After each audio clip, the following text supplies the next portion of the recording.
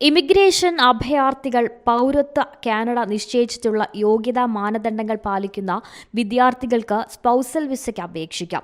PhD പ്രോഗ്രാമുകൾ, masters degree പ്രോഗ്രാമുകൾ, കുറഞ്ഞത് 16 മാസത്തെ കാലാവധിയുള്ളത്. കൂടാതെ doctor of dental surgery, bachelor of law, pharmacy തുടങ്ങിയ പ്രൊഫഷണൽ കോഴ്സുകൾ പോലെയുള്ള യോഗ്യതയുള്ള ചില അക്കാദമിക് പ്രോഗ്രാമുകളിൽ എൻറോൾ ചെയ്യുന്നത് ഈ മാനദണ്ഡങ്ങളിൽ ഉൾപ്പെടുന്നു.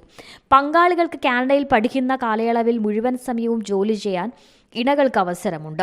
ഇമിഗ്രേഷൻ, റെഫ്യൂജീസ്, സിറ്റിസൺഷിപ്പ് കാനഡ കഴിഞ്ഞയാഴ്ച അവതരിപ്പിച്ച മാറ്റങ്ങൾക്കൊപ്പം അന്താരാഷ്ട്ര വിദ്യാർത്ഥികൾക്ക് അവരുടെ സ്റ്റഡി പെർമിറ്റ് അപേക്ഷയ്ക്കൊപ്പം ഒരു SOWPന് അപേക്ഷ നൽകാം.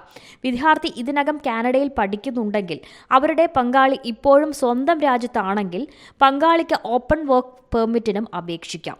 സന്ദർശക വിസ പോലുള്ള മറ്റ് വിഭാഗത്തിന് കീഴിൽ വെവ്വേറെ ഫയൽ ചെയ്യുന്നതിനോ അപേക്ഷ വൈകിപ്പിക്കുന്നതിനോ പകരം യോഗ്യരായ വിദ്യാർത്ഥികൾ അവരുടെ സ്വന്തം വിസ അപേക്ഷകൾക്കൊപ്പം അവരുടെ പങ്കാളി വിസയ്ക്ക് അപേക്ഷിക്കാനാണ് ശുപാർശ ചെയ്യുന്നത്.